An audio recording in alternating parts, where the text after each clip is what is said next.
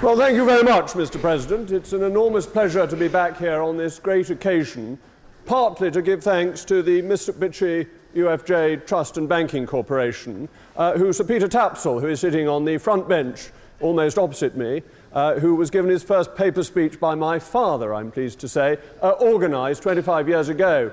25 years ago when I was here, you'll be appalled to know of all the things that happened, the worst, was when the ceiling of the bar fell in. Now, this had two disadvantages. One, for the people sitting underneath it. It was somewhat uncomfortable for them and not the result of the beer. The second, which upset even more undergraduates who had just paid their subscription, was that the bar was closed for a period, causing considerable inconvenience. And thanks to the enormous generosity of Mitsubishi UFJ, the Union Building is now in really first-class condition, and I'm really honoured to be here to thank them on behalf of everybody and to thank Sir Peter for having managed to do it.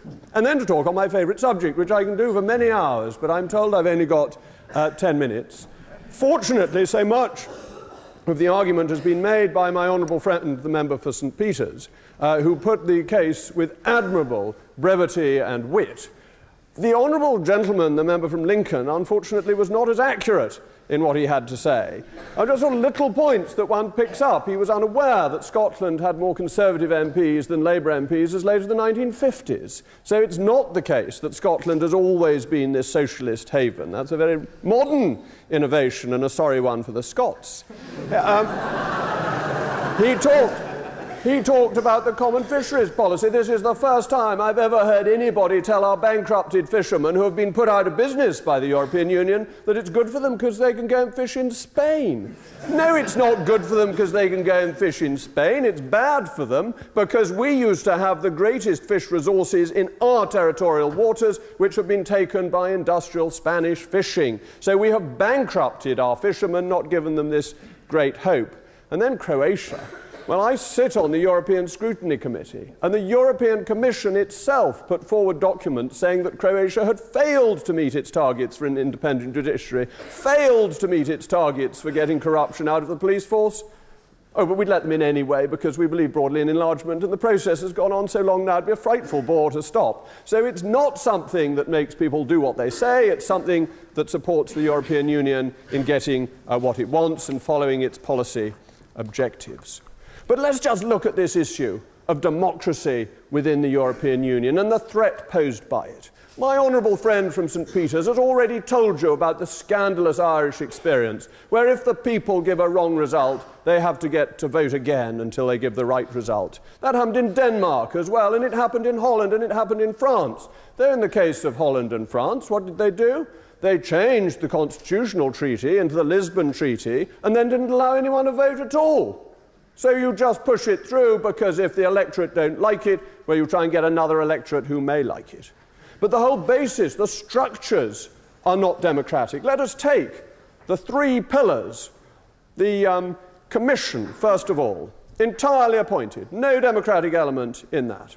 The Council of Ministers, that bit that represents the ministers who go out from this country and others to represent us. Decision-making in the Council of Ministers is now almost entirely made by qualified majority voting. And I thought you'd be interested to know that the UK has 29 votes in this system, compared to Malta that has 3. That means per head of Maltese population, they have 15 times more influence in the Council of Ministers, ladies and gentlemen, than you do. So we're back to rotten boroughs, really, I mean, not a bad thing, you may say. You may like this. When they were abolished, it was said that no more could young people get into Parliament, and as so many of you may be looking to parliamentary careers, you may think we should introduce one or two for you at the next election, but you'd better go off to Malta, because that's the rotten borough of the European Union. When it comes to the European Parliament, they're not 15 times better represented than us, it's a more modest 10 times better represented than we are. So what sort of a democracy is that? It's not one person, one vote, it's a gerrymandered voting system to support the objectives of the European Union. And then I think the most scandalous is the European Court, because the rule of law is essential to any understanding of democracy. It is the platform, the foundation that democracy is built upon. And the European Court has very serious flaws. First of all, it is a political court, that it is committed to pushing the federalist, integrationist agenda without the support of the people. But it also breaks and has broken and continues to break one of the fundamental principles of justice, which is no man must be judge in his own cause. And I shall tell you the specific case, because it is outrageous that this should happen and undermines any residual trust one might have had in that body. During the financial crisis, the governments, the Council, went along to the European Commission and said, we think there's a big financial crisis, so big that the wages of people working for the Commission should not be increased in line with the old formula, as provided for in the treaties, if there is a sufficient crisis. The Commission, whose salaries were about to be cut, said, no, we don't want our salaries cut, thank you very much, and they took the Council to the European Court. The European Court, the judges sat there thinking if we agree with the Council, we will cut our own salaries. So even at the worst financial crisis in most of our lifetimes, the court ruled it was not sufficient, and they ruled that they should be paid more, undermining that fundamental point of justice. Nemo judex in causa sua, as I'm sure all the lawyers say. Different type of sewer that the judges live in, as far as I can tell. And let me move on from that to what is being done by the euro. Because my honourable friend from St. Peter's talked about Mario Monti. Now I imagine this distinguished audience, the cream of the intellect of not only the nation but the world, would not be the fan club of Mr. Berlusconi. Indeed, if I were to do a poll, I doubt there would be many putting their hand up to say that they thought he was a great and decent and honest man. They may disapprove of his private life. They may think it was not quite a way a gentleman behaves. But nonetheless, Mr. Berlusconi was democratically elected, and it was not for the European Commission to say he must go and we're going to put in our man, we're going to put in Mr. Mario Monti. Governments, democratically elected, have been thrown out in Greece as well. They have been thrown out in Italy by the fiat of unelected bankers at the European Central Bank and Commission members at the European Commission. This is a real assault on democracy, because it means that what the electorate wants is overruled by the commissioners. For our own people, one of the main purposes of a Member of Parliament is to provide redress of grievance.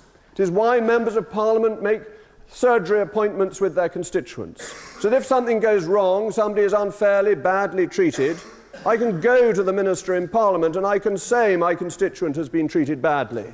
And if I'm right, if my constituent is right, this very often gets changed. Our system in that respect works remarkably well, with one key exception. That is if it's an area of European competence. And then there is nothing that can be done. And I will give you a specific example. A constituent of mine who came to me, a farmer, who was being fined because a cow of his had died, and he had not got the registration papers in time. He'd posted them in time, but the cow, careless animal that it was, had died between Christmas and the New Year, when the post office is not working at its best, whatever its best is nowadays. But nonetheless, because of the failures of the post office, his notification was a day late, and therefore he was fined. I wrote to a very good minister, actually a Lib Dem minister, but nonetheless a very good, able man. So I wasn't being particularly party political, I was trying to be nice. And he wrote back saying, it's too bad. So I wrote again, and I said, no, this is really unfair. This man did nothing wrong. And then the reply comes back, it doesn't matter what you or I think, this is decided by Europe, and if I, as the minister, use my discretion such that it is, the United Kingdom will be fined. So redress of grievance when it's European smashes in to a brick wall that is fundamentally anti-democratic. But, Mr. President, it is, I fear, worse than this, because as we see this lack of democracy, we are also beginning to see extremism on the rise in Europe for the first time since the 1930s. When you see what the euro does to countries, the crushing of their economies, the enforced austerity without that safety valve of devaluation, you see that happening and you see extremist parties rise. In Greece, there is the New Dawn. We have heard that members of the New Dawn have been arrested. Now, that should trouble you on two counts.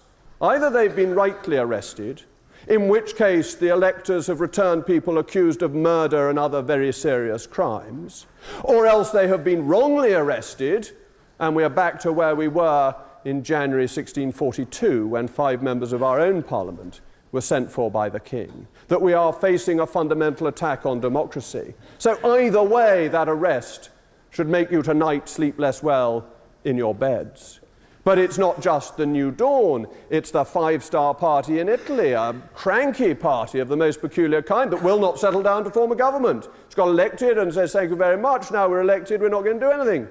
Well, not really a very good way to run a country. And why has it come about? Because of the pressures of the European Union bearing down on the democratic systems of the Italians.